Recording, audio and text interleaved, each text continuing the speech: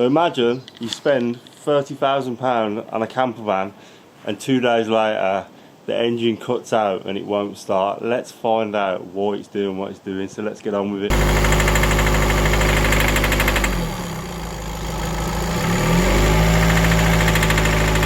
So my dad has bought this van and he's actually going to convert it into a hybrid work van slash camper van. So we've got the best of both worlds. So instead of having two vans like he does now, a work van and a camper van, this is going to be basically the all-in-one, and it will pop on eventually in the video, but I might actually give him a camera and he might film the actual build process. So if you want to watch camper van stuff, this might be the spot for you. But let's get on with the video and actually tell you what's going on. I'm new to diesels, to be fair. I'm not fluent with how things work, but let's find out why this thing is doing what it's doing.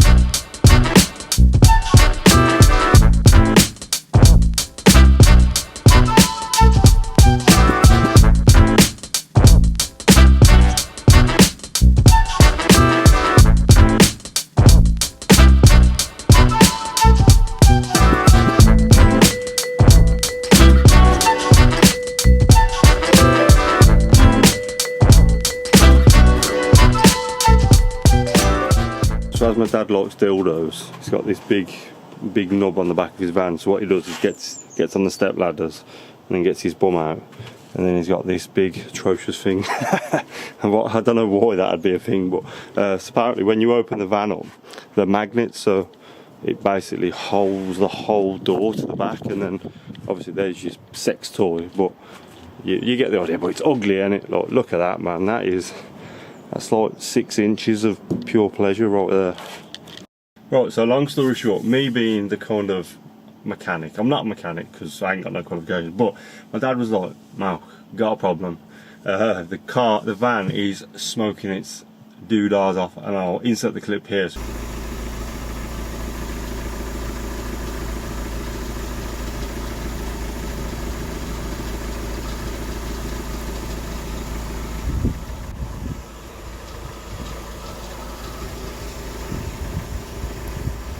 You can see it, and the main thing is this video is, so if you've got a diesel, if you've got a VW Crafter, these potential symptoms could be the same thing for you, and if it is, get it fixed first, because you could potentially be left with a big bill. So long story short, I've added some of the clips in, so I might be going over it, but basically the van was smoking like mad, and you could smell fumes and stuff, like fumes slash unburnt something. And obviously you shouldn't be smoking, and long story short, when the van got hot it cut out and then it started up again, and I'm going to insert a clip in.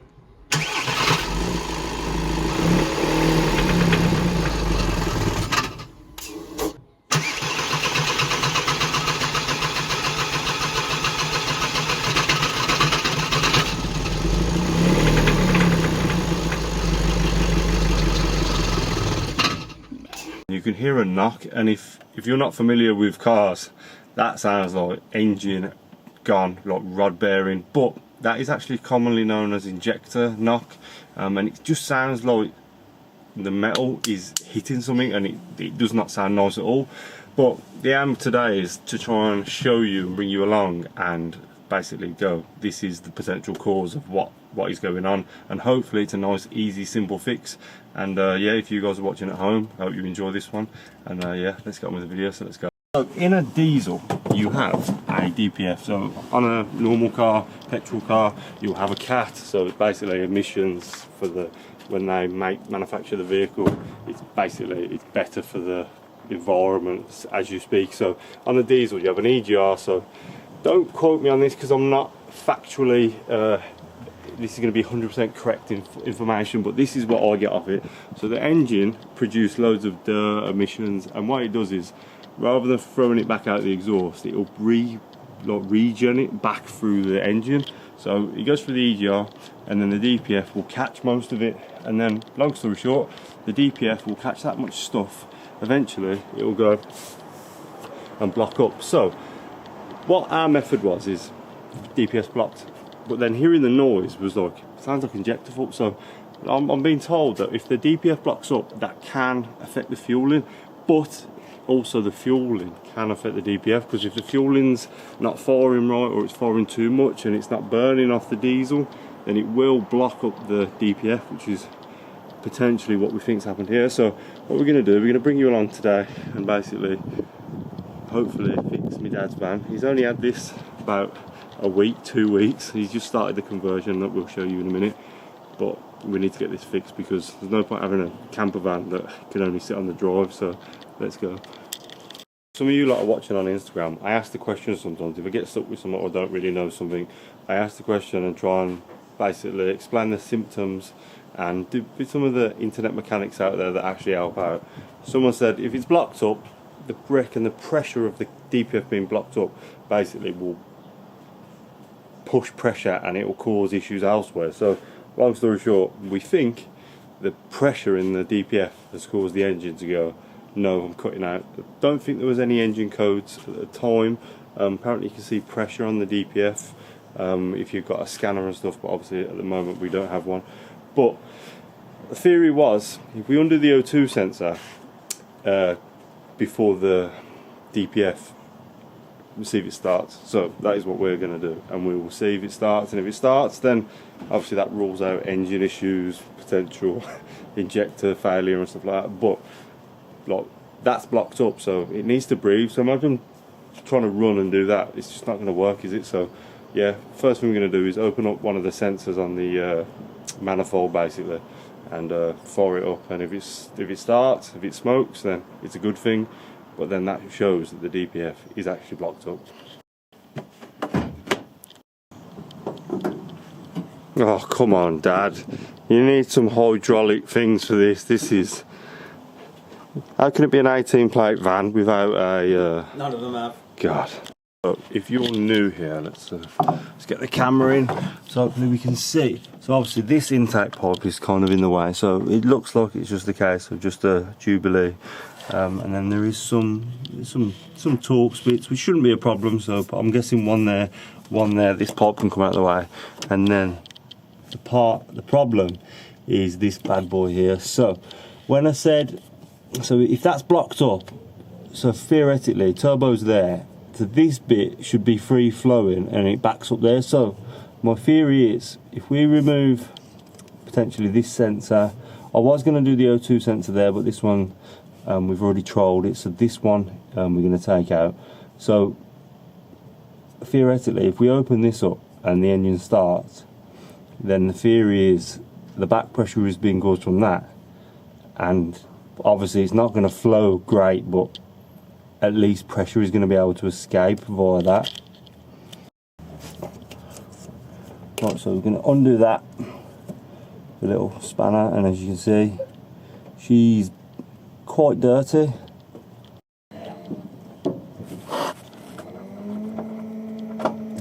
Ready? Yep.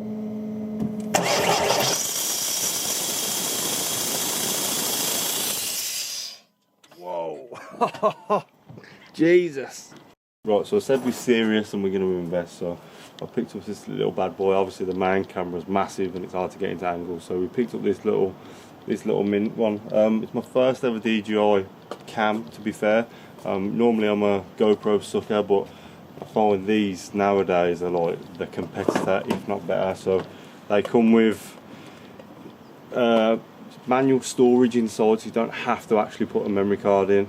Obviously you can expand if you want, and the batteries on these are supposed to be outrageous. I remember having like 6 GoPro batteries to charge them all. The next day I come to use it and they die within seconds. So yeah, Action 5 Pro.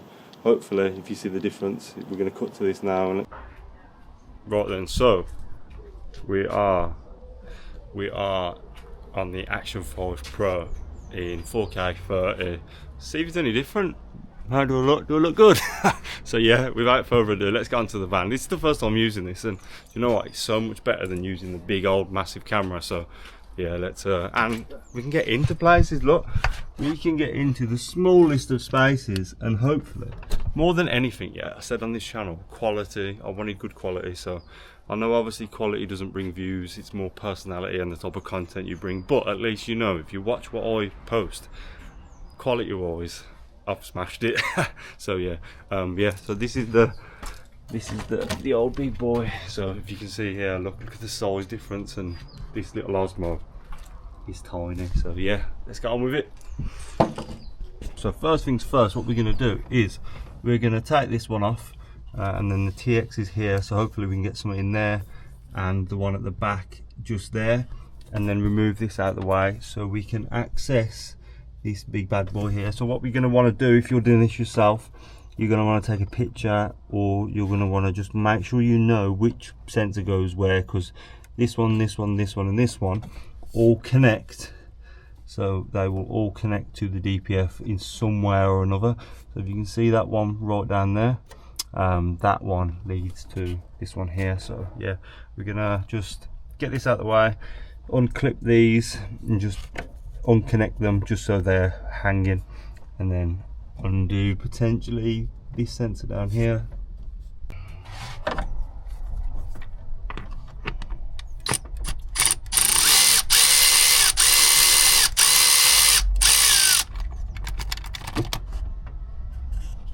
Right, so rather than making life hard for myself, what I've done is I've taken a picture of these connectors. So these connectors, from what I gather, all connect to, one way or another, the DPF. So one down there, this one here. So I'm hoping when we do undo the DPF from there, when we drop it, none of this is holding us. So I'm just going to undo this from this little clamp, and then this one here, so they're all free flowing. So look, one there. This one is obviously doesn't matter too much because it looks like it's coming up here, but yeah, should be good to go. So what we have done is undone the primary V-band clamp, which is here. If you follow me from the Astra VXR and Corsa VXR days, it's the same clamp, and then there is one right down there now that I'm going to try and get to, and then hopefully this should move. But the thing is, we've got fuel lines which look like they come down there, so we're just gonna have to make sure we can move those out of the way first.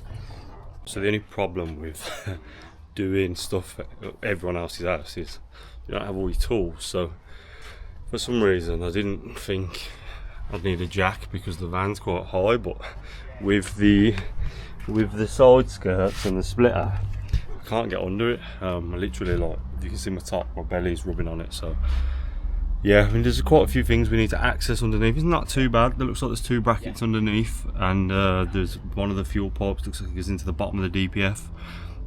Just literally undo that, undo the two brackets, undo the V-band clamp, and then bosh, hopefully straight out. Right, so I am not fat enough. I can just about get under the van. So as you can see, I've gone from under here. I don't know how I'm going to get out yet, but we'll deal with that when we come to it. So that hose there, we've undone that. So 17mm to undo that one, and then we've got this Allen V-band clamp here, and then there's two brackets. So there's this one here, and I believe there's another one just underneath, like a TX of some form. So yeah, let's undo those and catch up with you in a sec. How's you going under there, look?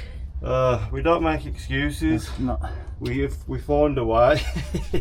There he is under there. This is why I'm not a qualified mechanic, but we do find a way. That's what he is. I'm caught on the subframe on my nuts.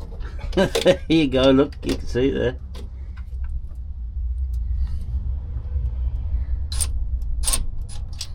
It's too small, isn't it? I don't know if it's got crap in it. There you go. So unfortunately I can't actually get out with this myself.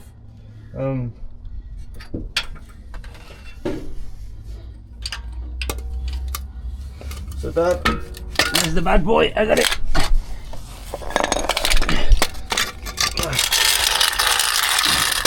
There we go, look at that. there we go. There we go. Woo. Beautiful. There we go. Switch it up. Got a fucking soot in that. There you go, I don't know if you can see. To film this after. He got out and all, look. He got out. Who needs jacks? There you go. Yeah, I think we need to look at his. That's his new T-shirt that he come in today. Look at that. Tell me. With all the sensors and the lines coming off it, I just thought that was the DPF. So I spoke to the garage, and they said that's the cat. So I would have thought that the DPF would have been prior to the cat, because obviously all the crap going through it. So no, apparently the cat's first. So yep. So that's that. It's pretty straightforward, really. TXs, undo the clamp, then move out of the way. 17mm. What we're going to do is, because this looks kind of sooted up anyway, you can see. I'm just going to probably throw it, take the sensors out and put the put a hose through it. So let's get that done.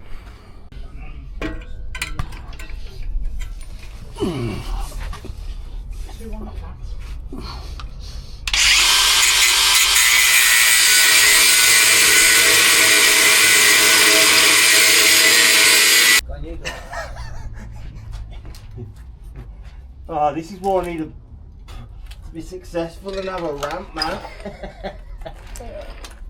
Just gotta watch these sensors here. Right, catch you up now, them sensors there.